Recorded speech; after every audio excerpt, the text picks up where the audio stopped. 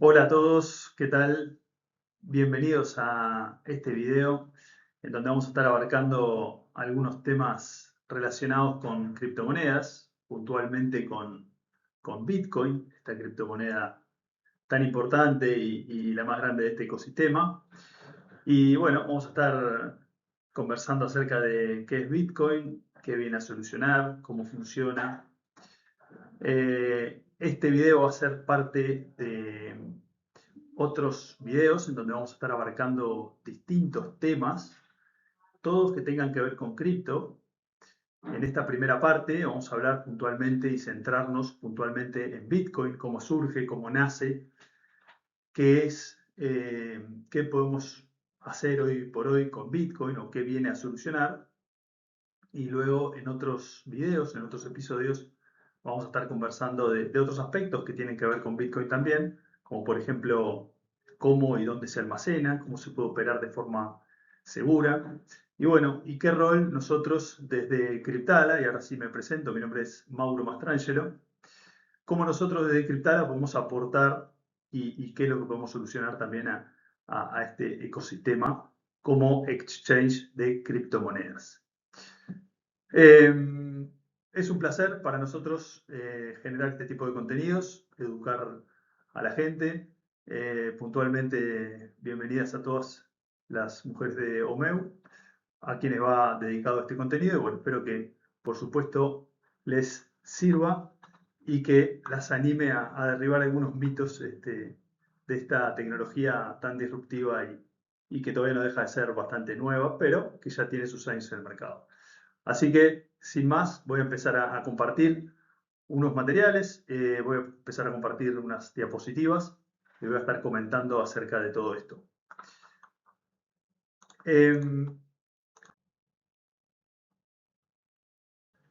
Bien, para entender el surgimiento y la creación de Bitcoin, tenemos que remontarnos al año 2008 en Estados Unidos, en donde en ese entonces Estados Unidos transitaba por una crisis bancaria muy profunda que se había originado por una burbuja inmobiliaria.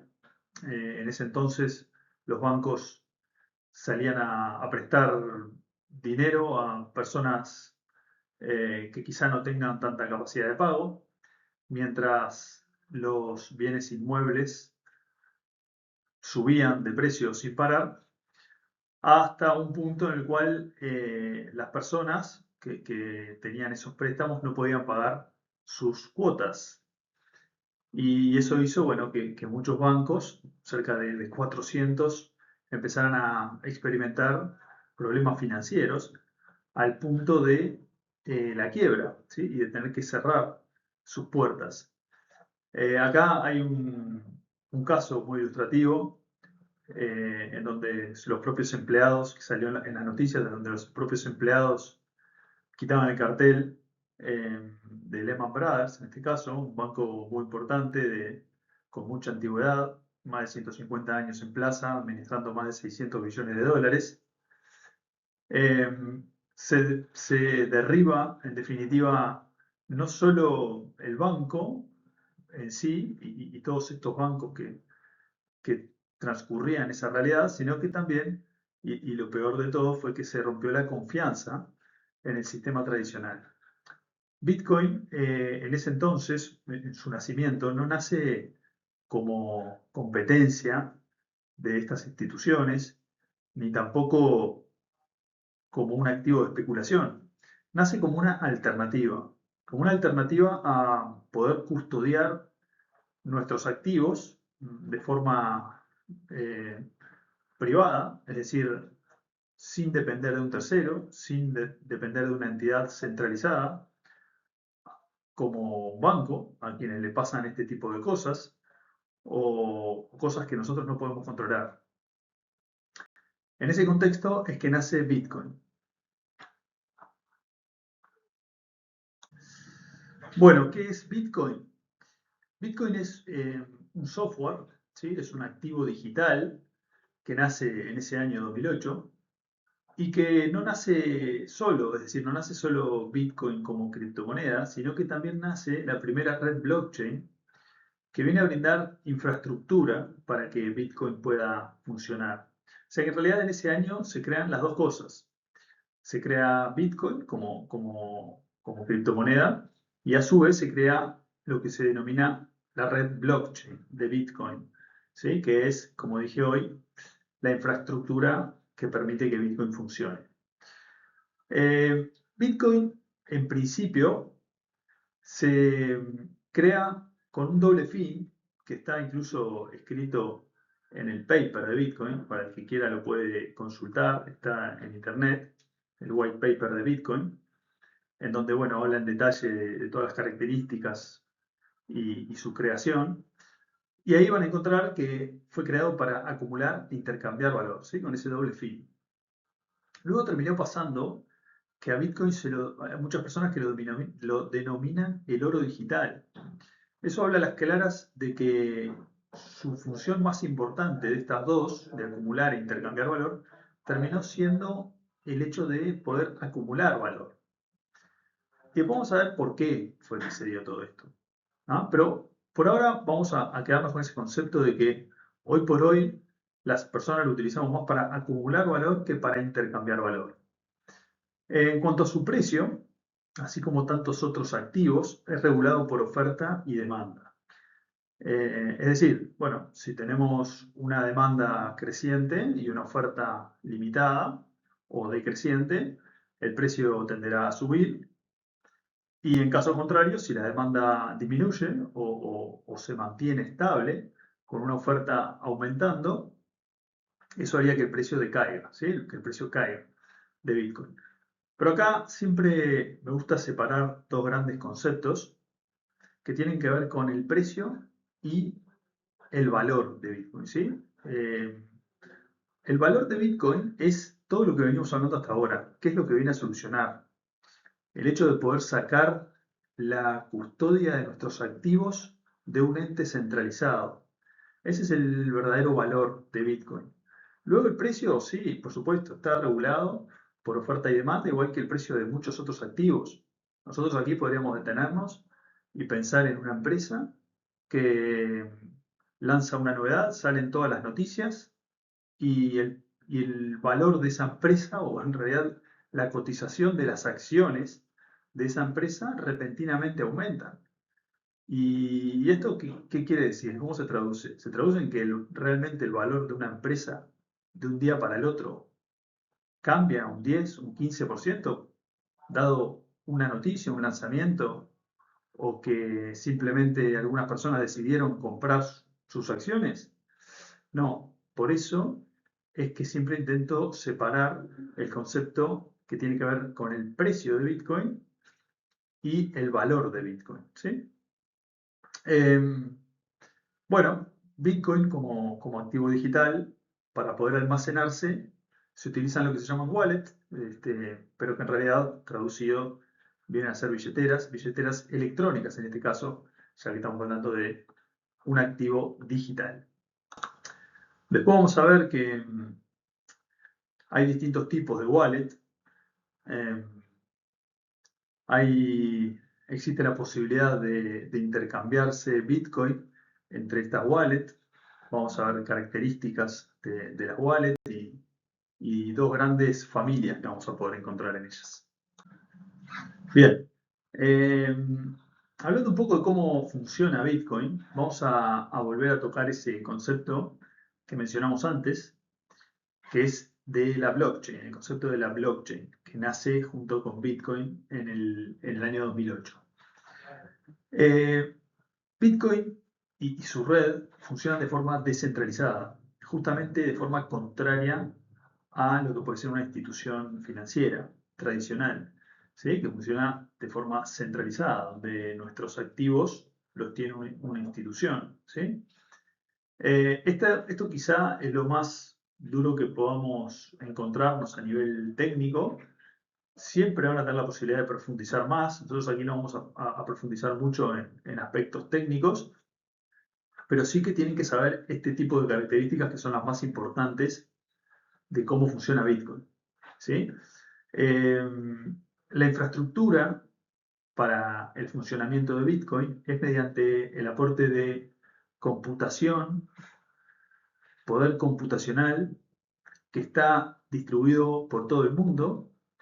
Cualquier persona de nosotros incluso, podríamos ser parte de la red de Bitcoin, simplemente teniendo una computadora conectada a la electricidad, a Internet, y con el software de Bitcoin instalado, ¿sí? De esa manera ya podríamos ser parte de la red de Bitcoin.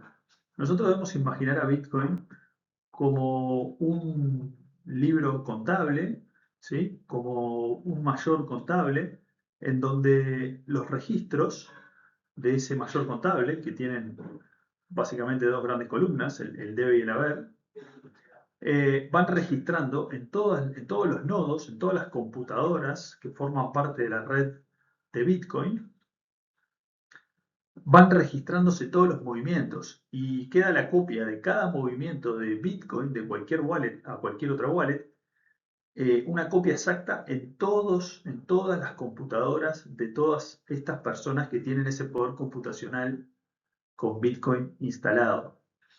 Y eso hace que sea, bueno, junto con otras características, impenetrable, porque habría que, en tren de hackear, digamos, o intentar manipular esa información, tendría que manipularse de dentro de todas estas computadoras, ¿sí? De dentro de todos estos nodos.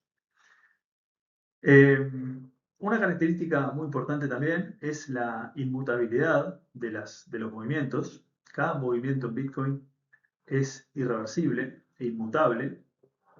Esto quiere decir que en cualquier caso que Bitcoin se mueva de una wallet a otra, tenemos que ser conscientes que ese movimiento no va a poder revertirse. Esto nos habla también de que, bueno, existe justamente esta descentralización y que no hay una persona capaz o un grupo de personas capaces de deshacer un movimiento, con lo cual, en caso de que se haga un movimiento no deseado, por supuesto que se va a apelar a la voluntad de la otra persona para dar vuelta a este movimiento. Pero no existe el ente centralizado que pueda realizarlo, ¿sí? Y eso también brinda, en definitiva, confianza en este activo, ¿sí? Ya que, bueno, habla a las claras de que no hay una persona que pueda revertirlo o manipular la red de Bitcoin ni los movimientos de Bitcoin. Otra característica muy importante y que hace también a que el precio de Bitcoin eh, aumente en el correr de los años es que tiene una oferta limitada, ¿sí? La emisión de Bitcoin es finita. Hoy les decía, hablábamos de los bancos, no hablamos tanto de los gobiernos o del dinero que hoy se mueve o que se utiliza como forma de pago tradicional, que en el mundo reina el dólar, en donde existe una característica justamente contraria a la emisión finita, y es que el dólar justamente es de emisión infinita.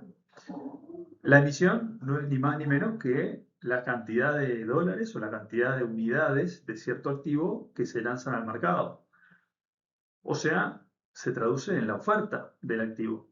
Hoy hablábamos de oferta y demanda. Si este activo el precio del activo se mueve por oferta y demanda, entonces cuanto mayor oferta, el precio tiende a detenerse o a caer incluso, dependiendo de lo que pase con la demanda.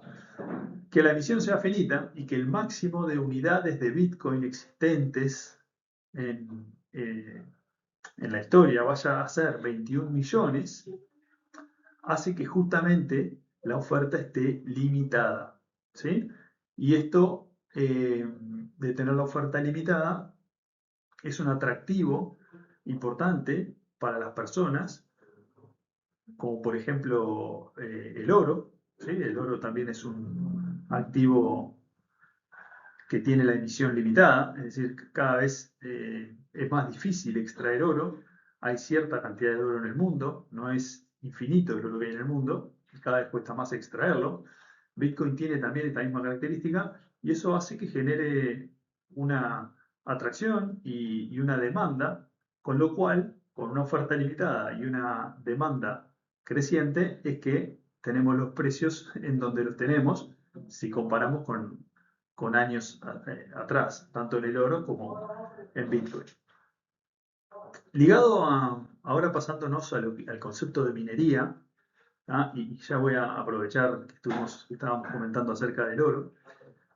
El término de minería viene justamente de la minería del oro. Se dice por ahí que, bueno, Bitcoin es el oro digital, así como para extraer oro tenemos que hacer un trabajo de minería, que justamente nos genera mucho trabajo y energía. Para extraer Bitcoin, nuevos Bitcoins, también tenemos que hacer un trabajo de minería que también genera energía, en este caso energía eléctrica. Eh, en la red de Bitcoin existen los que vienen a ser los mineros. Los mineros son las personas que ponen a disposición de la red estas computadoras, estas computadoras que almacenan los movimientos de Bitcoin y que aprueban las transacciones y que como recompensa de hacer ese trabajo, ¿sí? Porque obviamente que poner un equipo, o sea, montar el software de Bitcoin en un equipo a disposición, conectado a la electricidad, hace que se tengan gastos. Entonces, ¿qué incentivo pueden tener las personas en todo el mundo para poner a disposición estos equipos? Bueno, el incentivo que tienen es una recompensa en Bitcoin. ¿En qué Bitcoin? En los nuevos Bitcoin que se van emitiendo. De los 21 millones que hablamos antes, que hay de límite, o que va a haber de límite de Bitcoin en circulación, ya existen 20 millones en circulación. Y los Bitcoin que quedan por emitirse son justamente los que los mineros obtienen a cambio de poner su poder computacional arriba de la mesa. ¿Sí? A eso también se lo denomina Proof of Work. ¿Está bien? Otra característica de Bitcoin es que es de código abierto, ¿sí? Tiene registro público, todos podemos consultar cómo fue creado. Y bueno, quitarnos cualquier tipo de duda. Esto sí que hay que tener un conocimiento más técnico para abordar esa parte. Y por último, bueno, la característica de ser de autocustodia, ¿sí? La autocustodia, recuerden, es justamente lo contrario a lo que pasa en un banco, en donde uno delega la custodia de sus activos a esta entidad.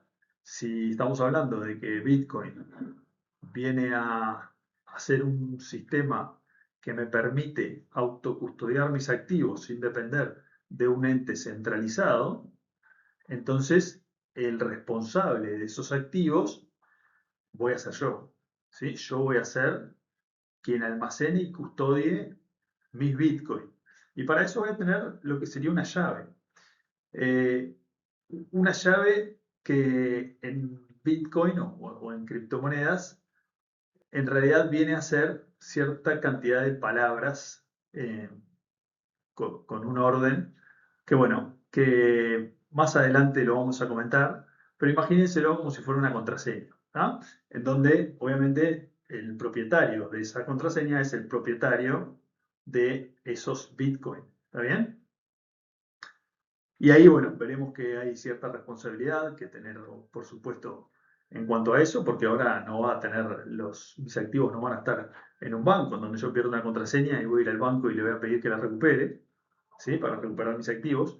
Aquí la custodia la voy a tener yo voy a tener esa llave, esa clave, y esa clave tendré que tenerla bien guardada, porque de perderla no voy a tener ahora un lugar a donde ir a reclamar, digamos, que puedan eh, recuperarme la custodia de esos activos. Bien, esta diapositiva me encanta porque ilustra bastante todos los conceptos y baja a tierra todos los conceptos que estuve manejando hasta ahora. Es una comparación entre los distintos activos que, que en la historia moderna se han ido utilizando para intercambiar valor. En el orden, digo ahí, si tuviéramos que ponerlos en orden, pondríamos al oro a la izquierda, el efectivo en el medio, y bueno, luego como alternativa a Bitcoin. Pero aquí este cuadro nos muestra las características más importantes de estos tres tipos de activos, con puntos azules representando lo que sería un punto fuerte del activo y en puntos blancos lo que sería un punto débil de ese activo, ¿sí? Dicho esto, y centrándonos en la característica de la durabilidad de estos tres activos, podemos ver que, bueno, por supuesto, el efectivo es un punto flaco que tiene, ya que el efectivo puede perderse, puede ponerse en mal estado, romperse, quemarse, etcétera, mientras que se supone que el oro y en este caso Bitcoin, por supuesto, si no lo perdemos, que seguramente sea más difícil de perder que el efectivo, es mucho más durable, ¿sí? En cuanto a la portabilidad, por supuesto, Bitcoin eh, puede llevarse en la cabeza, les diría, si ustedes se aprenden esa clave, o en cualquier wallet, que es un software que lo llevan en un teléfono, o bueno, hay distintas wallets que también abarcan, aparte de software, una parte de hardware, que también le da una capa más de seguridad al almacenamiento de esos Bitcoin, que vamos a ver también más adelante. Pero bueno, en cuanto a esta característica, el efectivo, obviamente que triunfó sobre el oro en la historia, porque justamente es mucho más portable, ¿sí? Antes, para hacer transacciones, de repente teníamos que andar con oro o lingotes o monedas de oro, que bueno, son más pesadas quizá o son más incómodas que portar el efectivo. Bueno, Bitcoin en ese caso tiene un punto fuerte también, ya que como comentaba recién, eh, trasciende fronteras. De hecho, eh, en contextos de conflictos, de países en conflictos, en donde que no hace tanto tiempo se ha dado, con el conflicto de, bueno, por ejemplo, Rusia y Ucrania, o más aquí, sí, más o menos el contemporáneo Venezuela, bueno, Argentina, o cualquier situación que haya pasado en la historia con países en conflicto, en donde la gente quiere salir de ese país y llevarse sus activos, la posibilidad de tener los activos en Bitcoin ha sido una característica fundamental para poder trasladarse sin problema, ¿sí? Por el mundo y desembarcar en cualquier país y acceder a tus Bitcoin. Eh, Otra de las características es la divisibilidad que se pone en comparación aquí. El efectivo, otra de las características importantes del efectivo es que es divisible, no así el oro, ¿sí? Son las dos grandes características del efectivo que triunfan sobre el oro, pero que no sobre Bitcoin. ¿Sí? Bitcoin en este caso también es súper divisible. Nosotros podemos comprar cualquier fracción de Bitcoin. Las fracciones de Bitcoin, bueno, se van a denominar satoshis. Eso también es un concepto que podemos comentar más adelante. Pero que en definitiva uno no necesita, si Bitcoin hoy está en $60.000, no necesita tener $60.000 para comprar Bitcoin. Puede comprar una fracción de Bitcoin, puede comprar $10 en Bitcoin, $20 en Bitcoin, ¿sí? Con lo cual, esa característica también la cumple en este caso Bitcoin. En cuanto a la uniformidad, bueno, acá no hay mucho que hablar, ya que no hay diferencias entre ellos. En los tres activos se presenta como una característica fuerte. Y aquí me voy a detener también en lo que tiene que ver con la emisión, que estuve comentando en las diapositivas anteriores, y que es, ya les digo, crucial y fundamental en el desempeño posterior que tuvo el precio, ahora sí, en este caso, tanto de Bitcoin como del oro, ¿no? Eh, desde el año, desde la década del 70, que en Estados Unidos, bajo un gobierno que tuvo eh, como presidente a Nixon, separó lo que se llamaba el patrón oro en el dólar, en donde cada dólar estaba respaldado por oro. Eh, y desde la década del 70 justamente ese patrón se rompió. Y eso hizo que la emisión de dólares deje de ser finita, ¿sí? Y que se emita billetes o dólares a demanda del gobierno o del pueblo, o dependiendo de para qué lo necesita, ¿sí? Y esa característica, bueno, genera, por supuesto, que inflación y un montón de problemas a nivel económico que, bueno, que el oro y Bitcoin en ese caso no los presentan, ¿sí? Así que, bueno, volviendo sobre la emisión de Bitcoin, el máximo es de 21 millones de unidades. Y bueno, y por último ahí tenemos la aceptación. Eh, por supuesto, el efectivo hoy por hoy es lo más aceptado en cualquier parte del mundo, la moneda de curso legal más adoptada en el mundo. Mientras que, bueno, el oro y Bitcoin, por distintas, en el caso del oro, por las características flojas de portabilidad y divisibilidad, no tienen gran aceptación, mientras que Bitcoin no tiene que ver con eso, sino con un tema de conocimiento y de confianza, que bueno, es lo que venimos justamente a brindar en estas charlas. Bien, hoy les hablaba de la doble finalidad de la creación de Bitcoin como reserva de valor o como intercambio de valor. La actualidad de Bitcoin presenta que se ha ido convirtiendo con los años en un activo de reserva, ¿sí? De reserva de valor. Cada vez más instituciones y empresas importantes, empresas públicas que cotizan en bolsa, por ejemplo, tienen en sus registros contables y en sus tesorerías a Bitcoin como reserva de valor. Y esto habla justamente de lo importante y de lo robusto que se ha vuelto este activo, como para que entidades de este calibre o de estos calibres decidan tener en sus reservas justamente a Bitcoin como reserva de valor, ¿sí? En el año 2024 se creó el ETF de Bitcoin, ¿sí? Que permitió a nuevos accionistas que tienen su broker de confianza, por ejemplo, en la bolsa de valores, y que ya invierten en productos financieros que estos brokers les ofrecen, y que ahora estos brokers tienen la posibilidad de ofrecer también a Bitcoin, ¿sí? Y esto ha generado mucha demanda de personas que, de no ser así, de no ser que su broker de confianza le ofrezca este producto financiero, no hubiera invertido en él. Con lo cual, esta posibilidad de los ETFs institucionales abrió la puerta a todo ese mercado, ¿sí?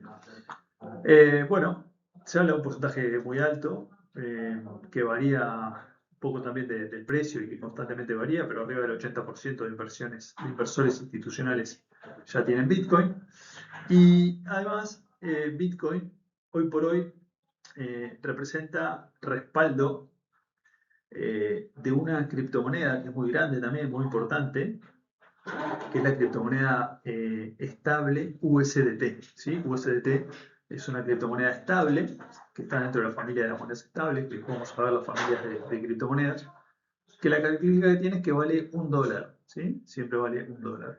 Se llama USDT, haciendo referencia a USD del dólar, y la T del final es del nombre de la empresa que la creó, que se llama Tether, ¿sí?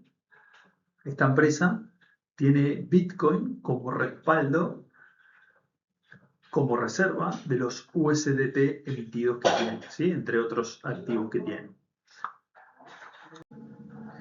Bien, hablando también en términos de actualidad de Bitcoin, pero ahora más bien en términos de adopción, esta gráfica muestra de forma representativa dónde podemos ubicarnos actualmente en cuanto a la adopción de Bitcoin, ¿sí? Habla de un 30%, por supuesto que es estimado, pero sobre todo con lo que hay que quedarse es que estamos todavía en una fase temprana, ¿sí? En una fase de adopción. donde las grandes tecnologías siempre han tenido esta curva de adopción, esta curva en forma de S, ¿sí? Donde al principio, bueno, parece ser demasiado temprano invertir en una tecnología tan nueva, tan disruptiva, y la curva no se acentúa tanto, sino que es más bien más plana. En ese primer 10%, fíjense, en el eje de las X tenemos el tiempo y vemos cómo para llegar al 10% ha llevado, bueno, si bien ahí no está los años, digamos, no tenemos ahí una referencia de cuánto tiempo exactamente ha pasado, pero sí tenemos a modo comparativo que pasó mucho más tiempo para llegar del 0 al 10% que del 10 al 20, por ejemplo, en donde la curva comienza a mostrar una pendiente más pronunciada hasta encontrarse, bueno, más o menos en la situación que estamos hoy. Y que este tipo de tecnologías se muestran o representan como una catapulta en cierto punto, en donde pasamos de 0 a 100 y todo el mundo comienza a demandar esa tecnología y la curva, bueno, no hace más que subir hasta, bueno, también llegar a un momento en el cual ya la mayoría tiene y ya las que no adoptaron esa tecnología es porque no les interesó o porque o no lo entienden y bueno, y de eso siempre va a haber y hay también en otras tecnologías. Y bueno, aquí un poco para cerrar esta primera charla introductoria, y bueno, les dejo una frase que más bien es un poco filosófica, pero que tiene que ver con justamente todo lo que estuvimos hablando hasta el momento. Y es que Bitcoin no es solo una criptomoneda, es una ideología escrita en código, ¿sí? Eh, Tiene su profundidad este enunciado, pero bueno, sobre todo tiene que ver con el nacimiento, el motivo del nacimiento, el contexto del nacimiento de Bitcoin, qué viene a solucionar y cómo termina teniendo ese éxito que hoy vemos, que lo vemos en la adopción, en el precio, ¿sí? En los gráficos, que en algún momento quizá podamos ver y vamos a charlar un poco de los ciclos de Bitcoin y ahí probablemente veamos algún gráfico en cuanto a precios. Pero bueno, esta frase representa un poco esa ideología de lo que viene a hacer Bitcoin al ecosistema y a la economía. Bueno, y así llegamos al final de esta primera edición. Muchas gracias si llegaron hasta acá, si pudieron ver todo el video. Nosotros desde Cryptala, como les comenté antes, nos dedicamos justamente al intercambio de criptomonedas, ¿sí? A la compra-venta de criptomonedas, y somos una empresa uruguaya que tiene ya sus años en el mercado y que bueno, les explicaré más adelante en otros videos cómo podremos ayudarlos para las personas que estén interesadas en meterse en el mundo Bitcoin, en el mundo cripto y bueno, dar el salto hacia esta tecnología. Nos vemos en el próximo video. Un saludo para todos.